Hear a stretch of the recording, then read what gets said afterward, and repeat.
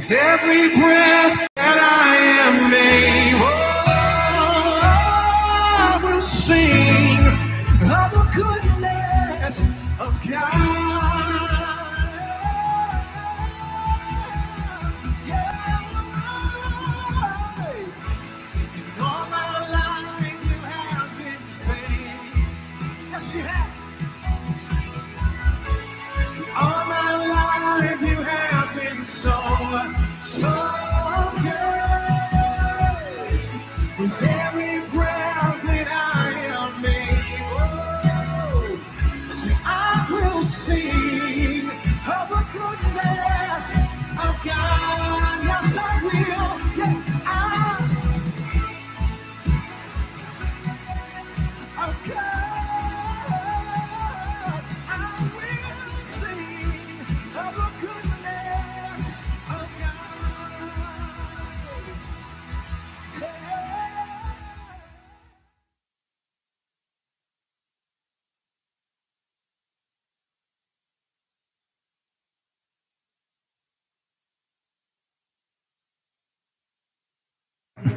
Am I there? There we are. All right. So it'd help if I pushed all the right buttons back here, so I apologize. So don't forget, throughout the summer, in June, or all summer, we are not having any regular youth group meetings. So junior high and high schoolers are not meeting regularly throughout the summer. There will be a couple of events that are happening, and we will let you know as those happen. Tuesday nights here at the church, men's group, 6:30. Wednesday night, ladies group here at the church at 6:30. So come and be a part of that. They're always a great time. The Thursdays, is it this Thursday? Where's Sarah? There she is. All right. Yes, it will be this upcoming Thursday. And then starting in July 16th, we are doing our Mission and Vision workshop series. It'll be July 16th, and then the next 2 weeks following, it'll be at the church on Thursdays at 6:30. So if anyone is interested, you can talk to me or Keegan. I think most of you guys have met him now because he's been part of the security team, but we'd be happy to answer any questions and hope to see some of you there. So that is our married couples group. Come and be a part. It's a really great time to be able to just come and get to know other married couples, whether you have kids or don't have kids, whether you're older, whether you're younger.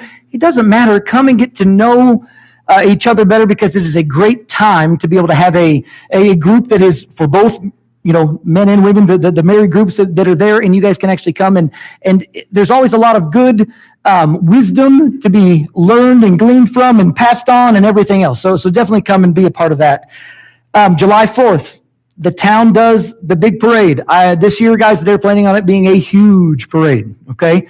And so they asked us for volunteers. I told them we will get them some volunteers. So far, I got one. Rob, woo, way to go.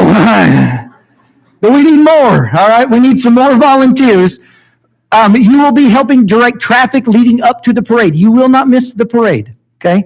Helping people know where they can park, where they can't park, shuttling people maybe from the handicap designated parking area to wherever it is that they're going. If you would like to help, there is the phone number on here. Please call it, all right? And let them know. Say, I am from Life Church, and I'm willing to help, and they will let you know what it is that you are needed for on that day. So please do that, because it would be great. So July 19th, we are going to be having our baptism and barbecue. And so we do this every summer, where anybody who wants to get baptized, if you're planning on getting baptized or want to get baptized, come and talk to me or Jesse when he'll be back here in a couple of weeks. Talk to one of us and let us know. We're going to do a big, we're going to smoke a whole bunch of pork and do some pulled pork sandwiches and all that kind of stuff on that Sunday.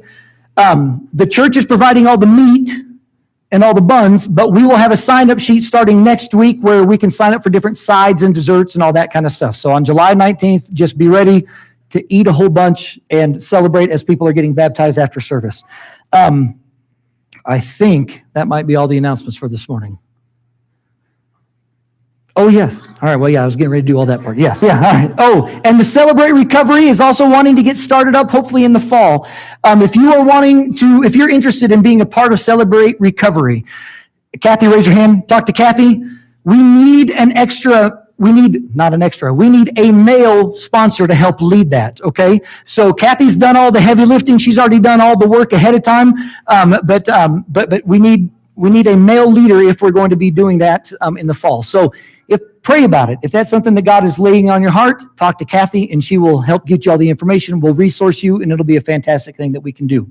All right, now, today is Father's Day, so all the dads, stand up, please. We just want to honor you guys. So come on, stand up, all the dads. So thank you to all you dads. Listen, I want to tell you something. Before you sit down, we have things for the dads up here. The candy bars, they're all different stuff. So please come on up and grab a candy bar, and a cup is really just more of the avenue to hold the candy bar, but it's all right. So, with all that being said, I do want to say this. I want to say thank you to all you dads who are in church. Like, it is a huge deal to be at church with your families. And thank you, because you guys are setting the tone for the next generation. So well done.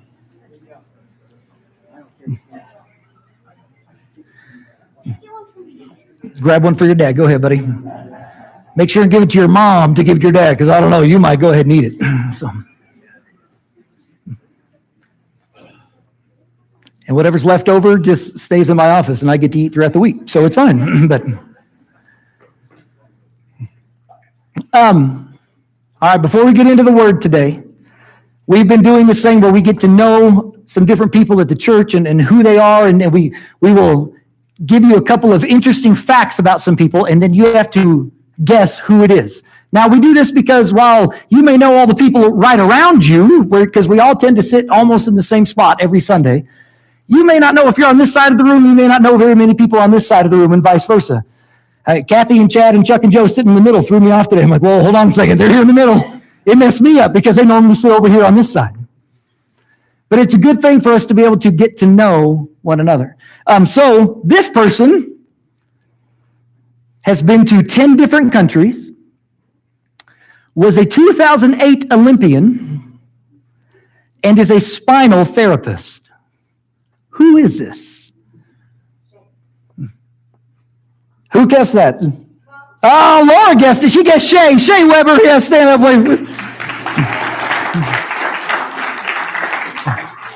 Shay was a 2000 Olympian in shot put. No, I'm just kidding. She was a 2008 gymnast in the Olympics. Yeah. But it's, these are just kind of like some interesting facts about us that are always just kind of fun to know and fun to learn. So, over the last few weeks, during the month of June, I've been doing a series called Unveiled, and where we've been talking about different parables that Jesus has told. And the whole point of the parables was for those who wanted to hear and understand what God was saying, these things made a lot of sense. But those who had a hard heart, there was almost like a veil over them, and they could not understand the meaning of these things. And so what we are wanting to do is, over this month, is I've been wanting to just kind of do a series on this of looking at some of these parables. Some of them might be well known, some of them may not, but making sure that we have a heart that says, yeah, I want things to be unveiled to me. Maybe they have been veiled to me for a long time, and yet I want these things to be unveiled to me. So today, we're going to look at 3 different parables. They're all in one chapter. And Jesus is talking about them, and this is in Luke chapter 15, and we're going to start with the first one right here. And it says, the tax collectors and other notorious sinners often came to listen to Jesus teach. And then this made the Pharisees and teachers of religious law complain that he was associating with such sinful people, even eating with them. So Jesus told them this story. If a man has 100 sheep and one of them gets lost, what will he do? Won't he leave the 99 others in the wilderness and go and search for the one that is lost until he finds it? And when he has found it, he will joyfully carry it home on his shoulders. When he arrives, he will call together his friends and neighbors, saying, rejoice with me because I have found my lost sheep. In the same way, there is more joy in heaven for one lost sinner who repents and returns to God than over 99 others who are righteous and haven't strayed away. So Jesus, think about what this is doing here first, right? The Pharisees are coming up to him, and they recognize the Pharisees were the church people of the day. They were the people who had been raised in church. grew up in church, knew all the rules, knew all the regulations, knew all the stories, but didn't actually have, by and large, I'm not saying them all, but by and large, did not have an actual personal relationship with God. But they knew all the right things to say and do.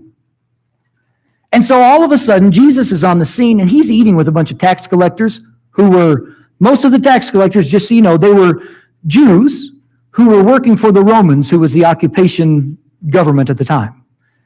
They were stealing and cheating out their fellow Jews in order to enrich themselves and to enrich the government. They were not looked upon nicely. They just weren't. But it says that Jesus ate with tax collectors and a variety of other sinners.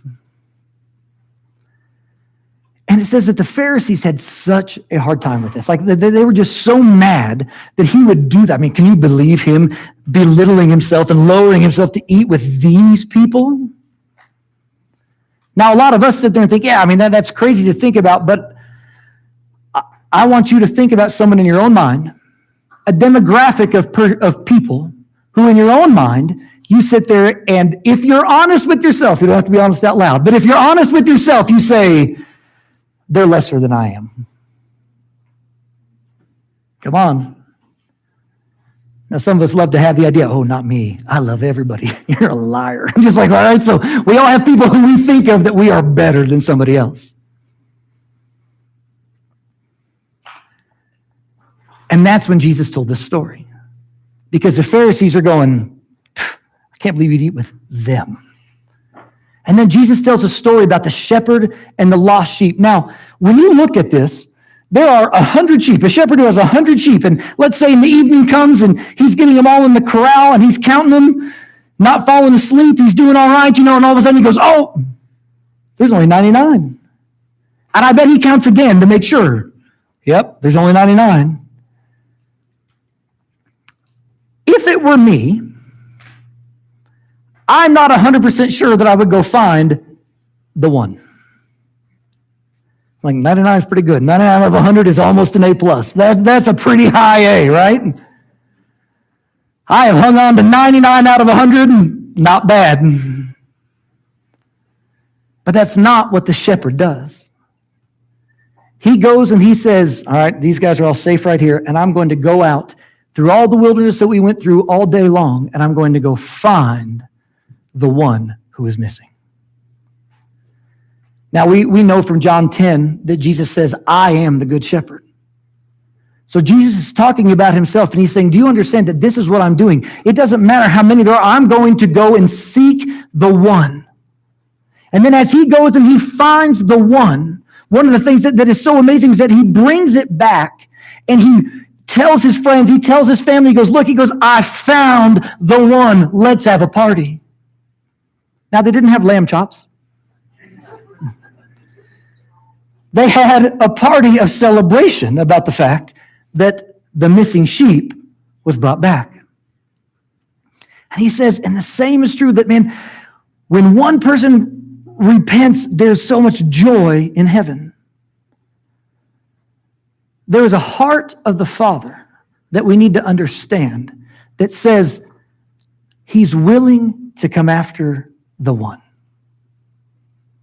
I don't know about you guys, but I'm so grateful that he is, because there have been times in my life where I've been the one. And he didn't say 99 was good enough.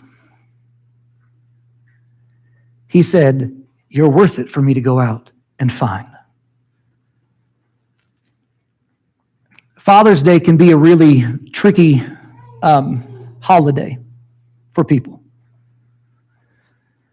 Unfortunately, in our society, we have, the statistic is that we have the most fatherless generation of any American generation that did not go off to war. I mean, think about that. We are at a place where fathers are around. They're not being sent off to war and being killed in battle. They have just lost our place as fathers. And oftentimes, those things tend to be kind of domino effects, and it probably started at some point back along the line where there was not another father figure present in their life, and so on and so forth. And so it just kind of begins to create havoc beyond where it started. And the problem is that when we have that view of a father, it's like, yeah, well, man, my father wasn't around, man, my father was abusive, or, my father was harsh, or my father was whatever negative thing you can think of. If that is our attitude about what a father is, then it's hard for us to understand that the Father's heart of God toward us is different. We sit there and we think, we read that, and we look at that as having the Father's heart that was just there, that left the 99 to go after the one. And if we've had a bad experience with dads, we sit there and go, obviously that wasn't my experience, so how could that ever be from God? As dads, we have to recognize and we have to understand that our children's initial view of God is by the way that they actually see us. It's just the reality of it. That's a lot of pressure. And we can go, oh man, how in the world am I ever going to live up to God? Well, you're not, which is all right. But the more we fall in love with Jesus, and the more we say, okay, I understand that his Father's heart toward me was to leave the 99 and come after me, even though my earthly father didn't do that for me, but I know Jesus did. I can now have that same heart and that same attitude toward my own children because I want them to have a correct view of who God is. You will not be perfect. I promise you. That should take all the pressure off. Just do your best to become more like Jesus, who has that heart to go after the lost. The next parable there starts in verse 8, and it says this. So he just finished with that one, and he says, or suppose a woman has 10 silver coins and loses one. Won't she light a lamp and sweep the entire house and search carefully until she finds it? And when she finds it, she will call her friends and neighbors and say, rejoice with me because I have found my lost coin. In the same way, there is joy in the presence of God's angels when even one sinner repents. So we went from 100, and God left the 99 in a safe spot to go find the one. Now we're down 10 to 1. So even for 10%, God is going, yep, worth it. The lady had a silver coin. Well, she had 9 more, but she lost it. Why? Because it was of value. How many of us have ever lost something and then we've turned the house upside down to go look for it, right? Well, I mean, we all have. And then it's usually right where I already looked 7 times. But my wife found it for me after, she told me to look there. But that's all right. And it wasn't there. I don't know how she makes it appear, but she does, and it's a... But the reality is, though, is that when we lose something that is of value to us, we will go to whatever lengths it takes in order to go and get it, right? We all do it. Do we understand? You are of value to God. You are of value to him. And so when you were lost, he turned the house upside down to come and find you. Some of us might sit there and think, yeah, but man, I was underneath that couch for a long time. I was buried in that cushion and nobody didn't find me for a long time. But he's searching because you are of value to him. And then the last parable that Jesus tells right here in this, all in sequential order. He says, to illustrate the point further, Jesus told them this story. Now, who's he telling this to, by the way? The Pharisees, right? He's trying to help them understand. So a man had 2 sons. The younger son told his father, I want my share of the estate now before you die. In order to, doing this in the Jewish culture meant that you're basically saying, I'm glad you're dead, or I wish you were dead, and I just want my stuff now. They're basically saying, as far as I'm concerned, you're dead to me. Completely turning your back on your family and on your father, okay? So his father agreed to divide his wealth between his sons. A few days later, his younger son packed all his belongings and moved to a distant land. And there he wasted all of his money in wild living. About this time, or about the time his money ran out, a great famine swept over the land. Stay here for a second, and he began to starve. Stay here for a second. The son went out, got everything that was owed to him, that was rightfully his. He got it early. He went out and got it. And he was living it up for a long time, probably having a great time in that season of his life. And then it just so happens that about the time his money ran out, which I guarantee you probably happened faster than he thought it would, but then it says that a great famine swept over the land. So poor decisions and things beyond his control came together. And it says, and he began to starve. And he persuaded a local farmer to hire him. And the man sent him into his fields to feed the pigs. The young man became so hungry that even the pods he was feeding the pigs looked good to him. Think about this. As a Jew, you were not allowed to be around pigs. Pigs were unclean animals. It was not a job of the Jewish people to feed them, to care for them, to anything. And he had gone so far away, he had fallen so far from where he was, that in his mind, his only resort that he came to was that, I got to at least feed pigs. I got to survive. And then the slop for the pigs looked so good to him that he thought, it's better than eating the dirt that I've been eating the last few days. And it says, but no one gave him anything. When he finally came to his senses, man, isn't that the best? When the son finally came to his senses, he said to himself, at home, even the hired servants have food enough to spare, and here I am dying of hunger. I will go home to my father and say, Father, I've sinned against both heaven and you. Now stay here for a second. I love this because he's already rehearsing to God what it is he's going to say. How many of us in our minds, oh man, I know God's going to be really mad at me. Maybe we don't even look at God. Maybe we look at our mom or dad, our spouse, our friend, whatever the relationship was, and we're going, oh, I'm in trouble. Oh man, this is going to be hard. Okay, well, but it's still better than what I'm going through right now. So then we do the rehearsal of everything going on in our mind, right? Okay, if I go in there and I say, well, I've sinned against you and heaven. Okay, yeah, I think that would actually, you know what, I should put heaven first because God's bigger. Yeah, all right, I've sinned against heaven and I've sinned against you. I'm going to make sure they know that I recognize this. And we kind of go through all this rehearsal in our mind because we sit there and think that the only way that we're ever going to be welcomed back into anything with people and with God is that if we earn our way back in. So he says, I will go home to my father and say, Father, I've sinned against both heaven and you, and I'm no longer worthy of being called your son. Please take me on as a hired servant. So he returned home to his father, and while he was still a long way off, his father saw him coming. Filled with love and compassion, he ran to his son, embraced him, and kissed him. His son said to him, Father, I've sinned against both heaven and you, and I'm no longer worthy of being called your son. But his father said to the servants, Quick, bring the finest robe in the house and put it on him. Get a ring for his finger and sandals for his feet. And kill the calf that we've been fattening. We must celebrate with a feast. For this son of mine was dead and has now returned to life. He was lost, but now is found. So the party began.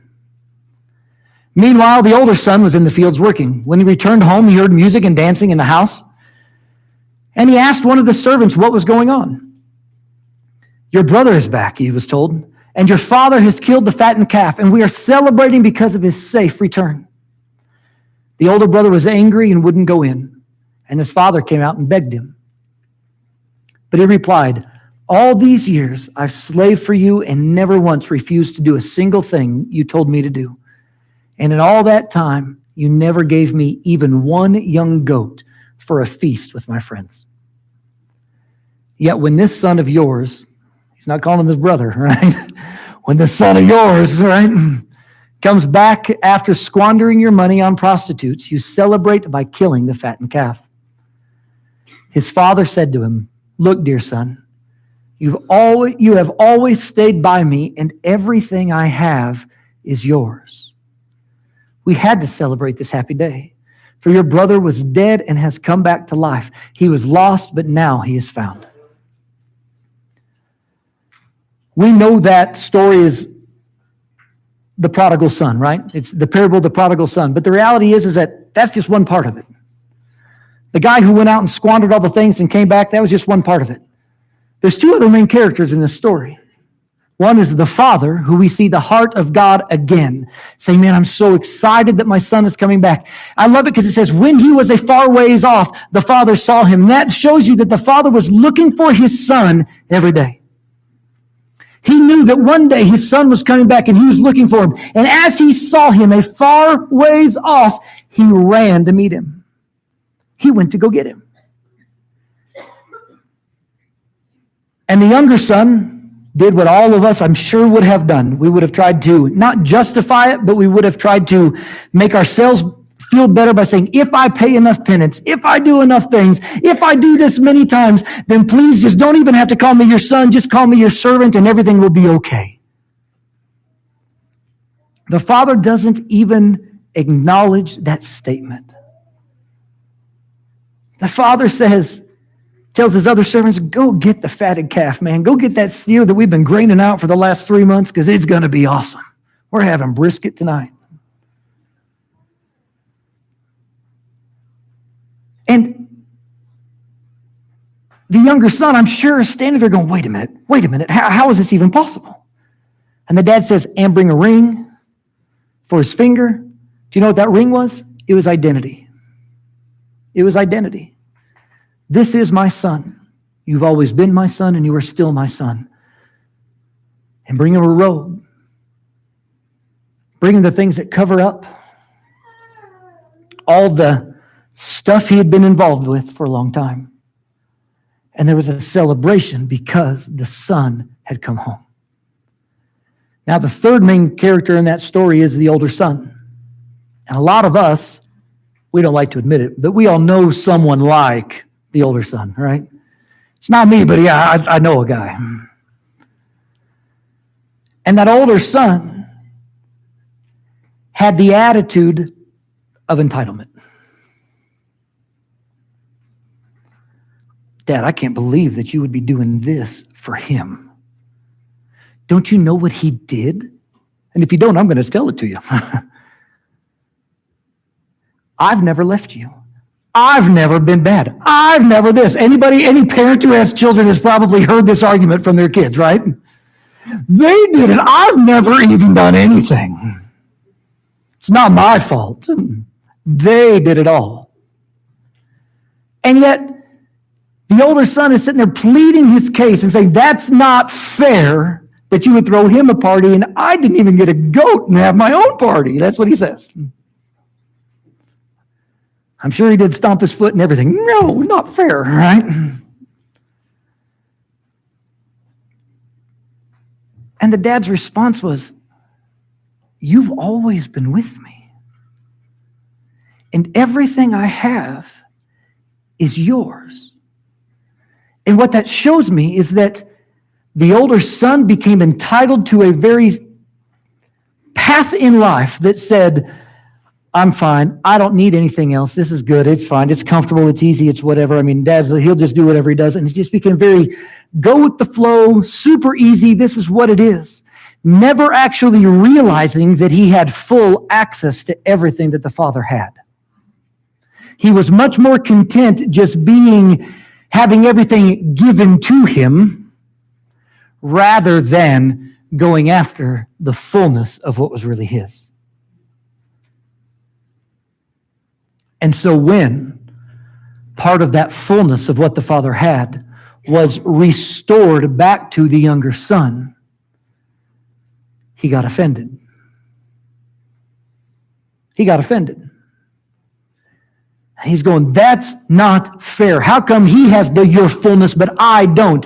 When in reality, he always had access to the fullness, but he became too comfortable to ever access it. Ask ourselves, how many times has that been an attitude within our own lives? We get frustrated when it's always that really weird dichotomy, and just kind of that paradigm shift of things where we're going, I'm super happy that person has come back to know Jesus, but I've also known them a really long time. And how come it seems like as soon as they come back and are following Jesus, that they get all these blessings?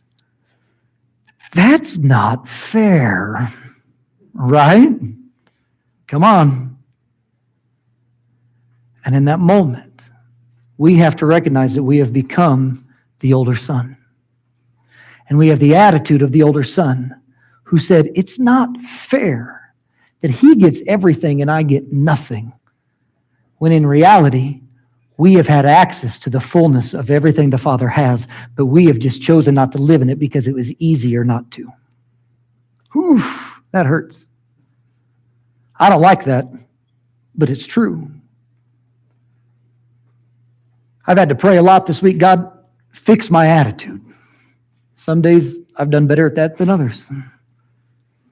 Fix my attitude, because I don't want to have the attitude of entitlement, and yet it still creeps up in different ways at different times.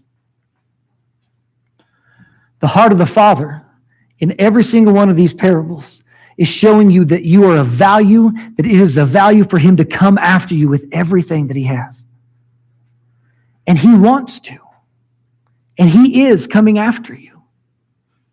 Some of us might be this younger son, and we knew who we were, and then we've taken this trip and we're doing a whole bunch of nonsense that we shouldn't have done.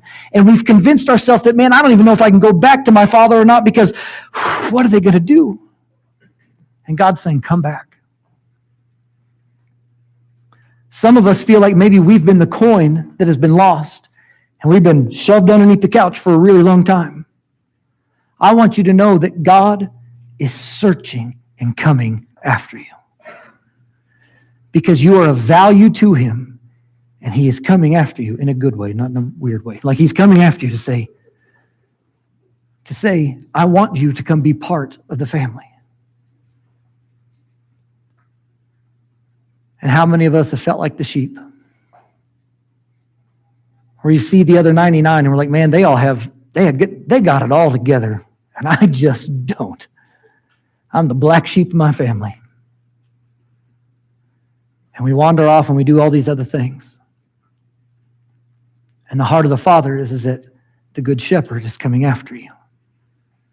Jesus came to earth, died on the cross, and rose again for our sins. He was saying, hey, I know man has tried to create a way to get back to God, and that's what religion has been, and it's never worked, and it's always just been this. And Jesus said, but I'm willing to create the bridge from God to man. And I'm coming after you to let you know how much I love you.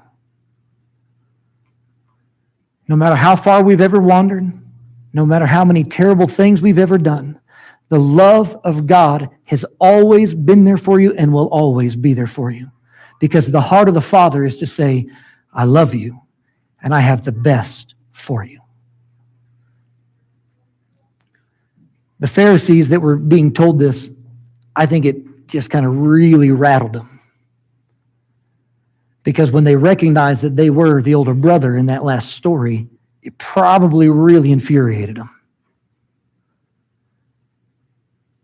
Because they still had this intellectual thought that says, I'm still better than whomever. And we have to check our own hearts and say, Father, forgive me for the areas of my life where I've had the attitude of, I know I'm not as good as some, but I know I'm better than them. We're not. We were all the one out of 100 at one point in our life. We were all the 1 out of 10 at one point in our life. And I guarantee you, we've also been the 1 out of 2. Maybe we've been 2 out of 2 at one point in our life.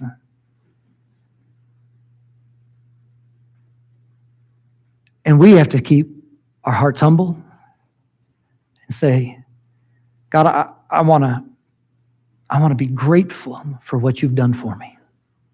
I want to be grateful for everything you have given me. And God, I want to not be entitled and not take advantage of your love, of your grace. And God, I just thank you for everything that you've done. Thank you for being the Father that maybe I didn't ever have, or maybe that I didn't know I needed. But God, thank you for being that Father. Does this make sense this morning? Let's go ahead and stand and we're going to pray. Zach's going to close us out and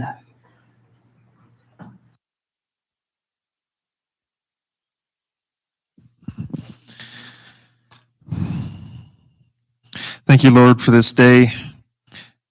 Thank you for speaking to us through Pastor Chris. Please give him more and more wisdom so we can learn and grow from being here. And may your presence come and touch our lives throughout the week. Amen. And fathers, don't forget, just because it's Father's Day, it doesn't mean you can't take out the trash. There'll be people up front if you need some prayer and snacks around back.